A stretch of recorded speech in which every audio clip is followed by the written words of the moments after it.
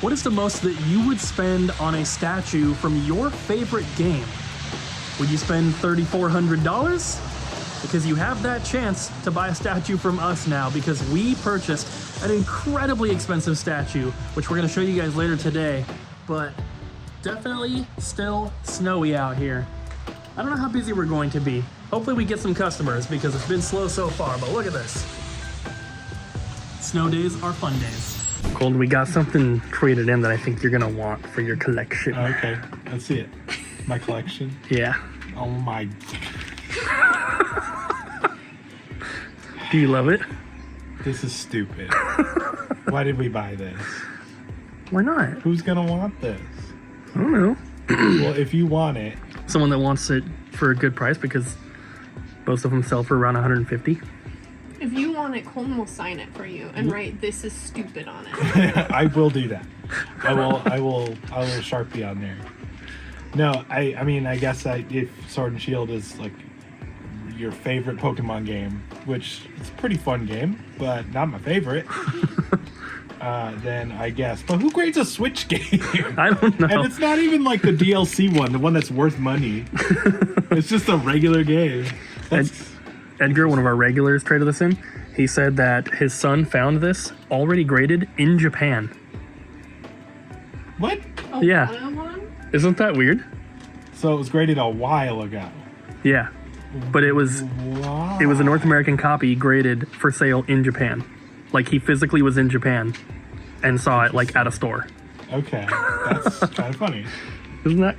I like the, like, I think that it is weird to grade a Switch game, but I like the case on this one more than like other water graded games where they have like the top kind of like pokes out and stuff. Yeah. Like, this one is like a really nice like size and shape. But it takes up so much space compared to the Switch game. Yeah, I don't know why it needs to be that big. It's like a Costco store display from the early 2000s or something.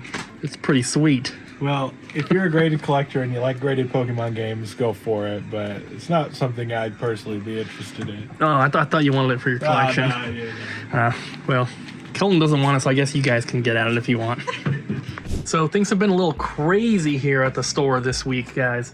Jess is getting started on shipping, and there's a lot of stuff to ship because on Tuesday it was just Ariel and I working, and then on Wednesday it was just Abby and I working, and then Thursday, which was yesterday, we had the snow and we weren't even here.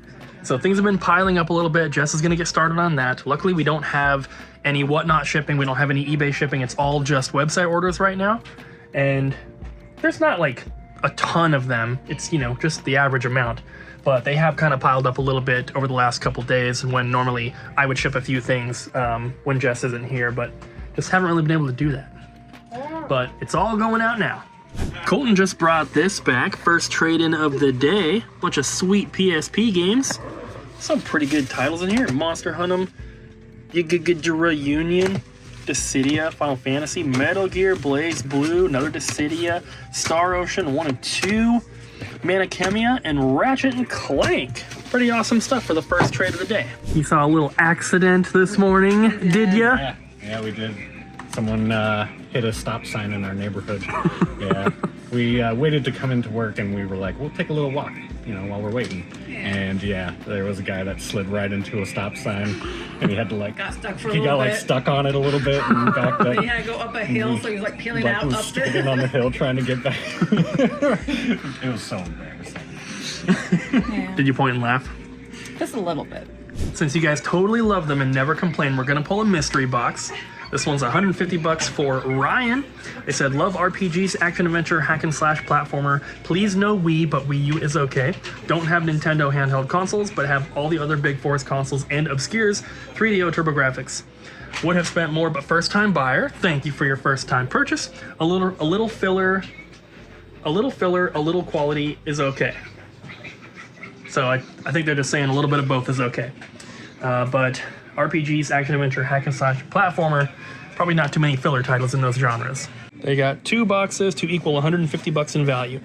He said Wii U is okay, so I'm just gonna grab one from there. I don't want to do an overwhelmingly Wii U box, but we're gonna go with Rayman Legends. So they didn't mention anything about like completeness or greatest hits or condition, anything like that. So I'm just gonna try to stick with like either new or like sealed like this or complete good condition stuff. We don't really have any RPGs for PS1, PS2, or PS3 right now that are complete. I mean, there's like sealed Wild Arms, but I'm not gonna give them that. So let's go with this one. Got a pretty good hack and slash kind of wave killing game here. If you've played any of the Dynasty Warriors games, that's pretty much what this is with a Zelda skin. We're gonna go with Fallout New Vegas. And let's go with a super game, Mickey Mania, and Ghosts and Goblins for NES. And we're gonna finish off by adding these 3, Dragon Age Origins, Chris Hales, and Lego Star Wars for GameCube, bringing our total value to $167 for a $150 mystery box. Thank you so much for your first order, Ryan, and I hope that you enjoy. Colton's just getting all the good trades today. I like it. Pretty good stuff. I'm gonna stretch you guys with them too. Love seeing these types of games.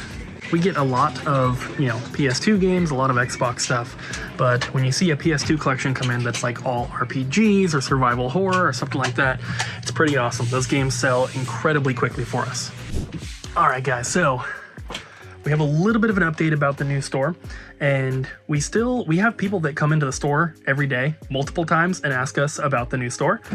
We do talk about it a lot on the channel here, but we also get comments pretty regularly from people who are like, what new store? What are you talking about? So I wanted to, before I get to the update, I want to give you guys a little like overview of everything has been going on. So I might get the dates a little bit wrong, but in like October of 2023, we started looking for a new location for the store here, not a second location, but to move our current store to a bigger spot. And we found a place and everything was kind of like secured in October 2023. We waited a few months to talk about it because we didn't want to announce it way before the actual move. We were supposed to be getting keys to that spot and be able to move in originally in April of 2024. So I think we announced it in like February or something. So it should have only been a couple months. And then basically the city was like, hey, this building or this property is not zoned for, straight full retail. There was like a percentage of the property that could be used for retail. And because the size of our new space was a specific, square footage, it put it over that 30%. And so it was completely out of our hands. It was, maybe something that the landlord should have known, but they've been operating there for 30 years without a problem. So we were kind of just stuck. We're waiting on the city. And fast forward to now, the city every 10 years, they do like some sort of like citywide planning and mapping that has to do with zoning, and they're like, modifying or extending the city limits, all that kind of stuff. They do that every 10 years, and in 2024, that's what they were doing. So they weren't really putting a lot of effort into handling these like smaller projects. So that is supposed to be done, like they're done like kind of like figuring everything out, but we have the city council and then we have the county council. They have to work together, and the city council is done with their portion, but they're waiting for the county council to catch up, basically. From my understanding, I could be getting things a little bit wrong, but this is the gist of it. They should be done with that by March. And then and so here's the new information. Here's the update. I had a phone call with the realtor for the spot. He's the realtor for the landlord, not our realtor. The realtor for the landlord and the landlord's attorney, who has been working on this stuff with the city to try to get the ball rolling. And I had a phone call with them so that I could ask questions, be given more explanation from the lawyer that either the realtor or the contractors or the owner couldn't give me. And so basically they gave me worst case scenario and best case scenario of what would happen. So worst case scenario, the city legally has to change the zoning to what we want it to be by January 1st of 2026. So very worst case scenario, January 1st of 2026, it'll be ready to go. That's the worst case scenario. The best case scenario is that they should have things done by about the start of summer, or right before the end of spring. So that's kind of where we're at right now. There's obviously a lot of details that I could give you that is not important, and most people aren't going to care about it. But essentially, best case scenario, what we're hoping is that by the end of like April, the city stuff is done, and then it takes about 3 to 4 weeks to finish the rest of the construction and like doing the flooring, doing the ceilings, doing the electrical, all that kind of stuff to the spot. There's about 3 or 4 weeks of that left before it's finished, and then we can start moving in. Once we start making the move, assuming we are switched over to our new inventory system by that point, it should only take us a couple weeks to move everything over and get it all set up. So if that happens, we should be opening have our grand opening at the new spot in like June, possibly July. But that's what we're looking at as of right now. I think we may have asked a similar question before, but what's the most you would spend on like a big statue from like your favorite game?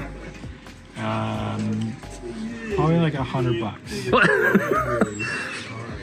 For like a life-size Cloud and Mickey from Kingdom Hearts statue? Why would I buy a Cloud and Mickey statue? Because you love Kingdom Hearts. Yeah, but Clouds in Kingdom Hearts for like 5 minutes. Okay, Sora. Well, the thing is, I'd have to be interested in a life-size statue of Sora and Mickey. Well, I didn't have the room for it. But I think like a reasonable price would be like a couple hundred, maybe 1,000. But that's about it. All right. Abby, Okay. what would you pay for a big A statue of like your favorite game? Like $1,000. What game? Witcher. Witcher's not your favorite, is it? That's a character I'd want a statue of. What if it was like a Stardew Valley statue? No, I wouldn't want a statue of any. And it was all character. pixelated. No. Stardew Valley stuff is cool. I like Stardew Valley, but it doesn't mean I'd want like a life-size statue or a 1/3 size statue. What do you think is your favorite game though? I don't know. Is it Skyrim? Probably. It's between Skyrim and Witcher. You have played Skyrim for like 1 billion hours, and I feel like know, and I've never beaten it, but I beat Witcher. yeah, but I feel like you like to play like games over and over, or like restart them. Mm-hmm. But I feel like you only played Witcher like once. Yeah, I completed it, like a 98% completion on it. Yeah, but what about Skyrim? Skyrim's cool, but like your character is personalized to you. I wouldn't want like an Alduin statue that's What if you could get 1/3 a square. statue of your character? No. What? Thought you were a big fan. I would want a statue of Geralt. There is a like 1/3 scale statue of him, and it's a great statue, and I would want it. And it's like $1,193, and I've been watching it on, I think it's EE distribution or whatever. They have it on there. There's a slight discount for a reseller permit, and I want it. Well, you better not buy it. All right, guys, this is it. The moment you have all been waiting for. It's time to reveal this incredibly rare statue that we got. Are you excited, Ryan? Yeah. Oh, man. Yeah. This statue, just so you guys know before I show it, it retailed, because it's sold out now, it retailed at $3,400 new. Now, the cheapest that I could find on eBay for one was $4,200. This one has been opened, it has been displayed before, but it's all, perfect condition. It's got everything with it. And we are pricing this bad boy at $2,500.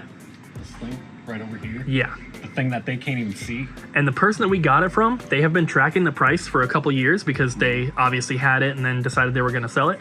They said that they had seen a few sell for around like $3,500, maybe $3,000. So we're pricing it down at $2,500, and that is the Nier Automata. This is the Square Enix Masterline Deluxe Edition 1/4 scale statue.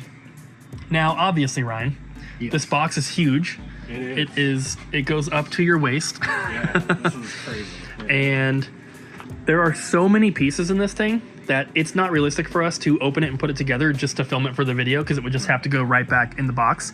So instead, I'm gonna have Jesse put some footage on the screen. We found an unboxing video on YouTube where people have it all set up, and it is just super, super cool. It looks awesome. It's super high quality. It's obviously huge, and it's going to look awesome in the store.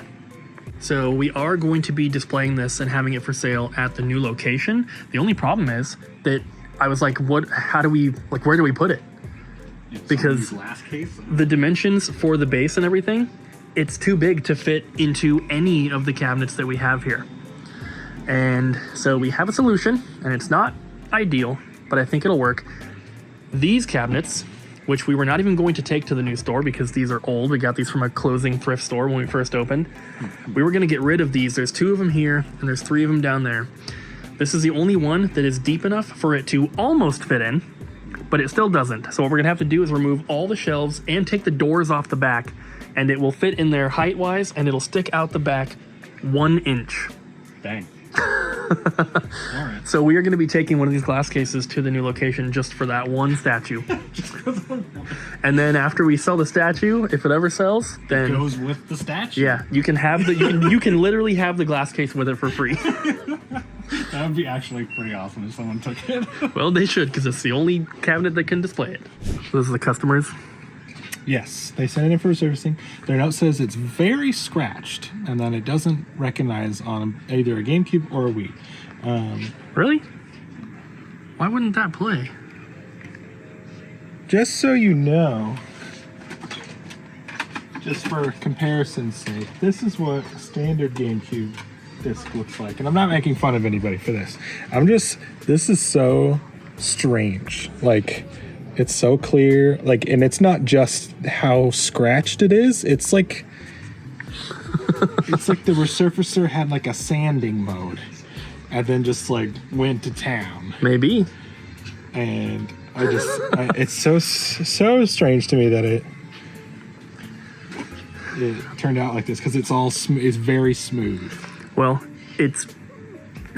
I don't want to say it's not fixable, but it's probably not fixable. I don't think it is. But we're going to run it anyway and show you guys what it looks like after. Heck yeah. You can tell that it's been resurfaced before because of the scratching in the center ring. Because it's not fully scratched all the way through. But it's at least going to look better. But you can only resurface GameCube games so many times because it eats through the plastic layers and then starts eating through the data around the edges, starts to get rounded at the edges, and then it's just garbage at that point. But we're gonna do our best. I don't know. You're gonna do it on like a level 1? Yeah, we're gonna start there. You resurfaced it on a 1 and then on a 3? Yeah, so on a 1, the little bit of the cloudiness came out, but barely a change, a little bit more reflective. But this is after a 3. And we almost never run GameCube games on 3. It still looks horrible. There's no fixing this one, unfortunately. Yeah, I think it's gone. You can't even run one higher than a level 3 because it'll just instantly destroy it. So, yeah, nothing we can do. If you're the one that sent this in, I'm so sorry for your loss. On their note, they were like, I'm pretty sure it's not fixable, but just want to give it a shot, so. Well, this is at least better than it was, but yeah. I'm gonna go play it in the GameCube and see how quick it's like now. Yeah, you have fun with that. It's been a little slow today. Not terribly slow, but it's chilly out here still. Pokemon cabinets looking good. Sega cabinets looking nice and full.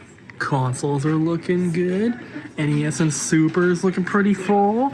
The import cabinet's also looking good. Everything's looking pretty good, guys. Except for original Xbox. A little empty up there. But shelves are nice and full. Could always use more PS2 RPGs and stuff, but look at that GameCube section. It is all looking nice and full. We need more GameCube filler though for out here. But yeah, shelves are looking pretty good. We could probably use a few more Super Nintendo cartridges, less Mario Worlds and more other things, but hard to complain about that. We do have some more stuff coming in the mail soon, so We have a lot of cool stuff actually coming. I'm super excited to get these packages. I don't know when they're gonna get here, but hopefully it is soon. So we talked about the sealed PS2 in the last video, and I really wanted to get it graded just because I think it's just, I don't know, there's something funny about it, and I thought it'd be cool to have it on the shelf at the new store. We had a lot of people commenting that either we should or should not grade it, which is exactly what I expected. It's a very divisive thing when it comes to grading video games, but we actually had one person reach out to us through email that was like, hey, I've actually been looking for a new PS2 because I want to open it. I want one that's like super, super brand new and mint. And I've been burned a few times buying online, and I trust you guys, and I'm interested if you want to sell it. And I was like, you know what? This is a better solution than either getting it graded or not. Either way, I think that this is a better solution than holding it for the new store at all. We have a lot of stuff on hold. We don't need to, to hold every single thing. And we're holding more games than consoles. So decided to let this one go. So we are selling it just, sealed like this. We're not going to get it graded first. And he already put in the order. I added it to the website for him. He bought it, paid, got the order right here. So if that was you, thank you. And I hope that you enjoy your brand new PS2. All right, everybody, drive safe. No! You freaking better. Look at that out there. I'm gonna do donuts. Wow, slush. I'm gonna do donuts. You're gonna drive? Oh wait, Jess is gonna do donuts. I'm also gonna do donuts. Bye. Bye, guys. See you next time.